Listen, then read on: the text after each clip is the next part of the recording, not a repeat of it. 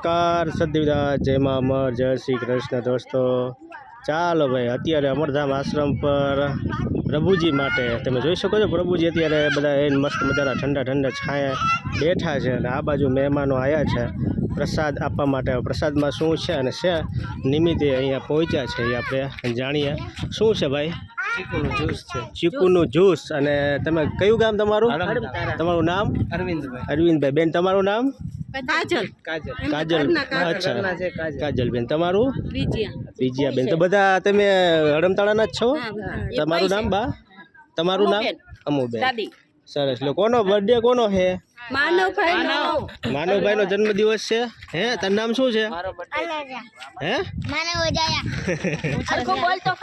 હે, તારો બર્થડે છે? તું શું લેવા આવ્યો છો અહીંયા? અરે અરે બહુ પણ તું તો પ્રભુજીને પ્રસાદી દેવા કે તું પ્રસાદી દેવા આવ્યો છો? હે, ખૂબ સરસ। ચાલો, અમારા સાથી પરિવાર વતી અને બધા પ્રભુજી વતી તને જન્મદિવસની ખૂબ ખૂબ શુભકામના। ખૂબ સરસ। તમને આવો વિચાર ક્યાંથી આવ્યો ભાઈ? એ મારા ઘરના એવો વિચાર કર્યો કે આપણે દેવું છે। ખૂબ સરસ। તમારું જે કાર્ય છે એ કહેવાય ને કે ઈશ્વરના ચોપડે લખાઈ ગયું, કારણ કે આની માટે કોઈ વિચારો તમે આ વિચાર કરીને અહીંયા સુધી પહોંચ્યા છે, ખૂબ સારી વાત કહેવાય।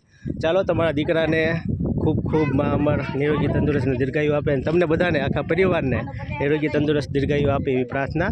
ચાલો, ફરી એકવાર માનવને જન્મદિવસની ખૂબ ખૂબ શુભકામના। અને સમગ્ર જે પરિવાર અને એમના મહેમાનો અહીંયા આશ્રમ સુધી પહોંચ્યા છે એ બધાનો ખૂબ ખૂબ આભાર। મા અમર તમને બધાને નિરોગી તંદુરસ્ત દીર્ઘાયુ આપે। બધાને જાજા કહીને જય મા અમર, સદવિદાસ, જય શ્રી કૃષ્ણ।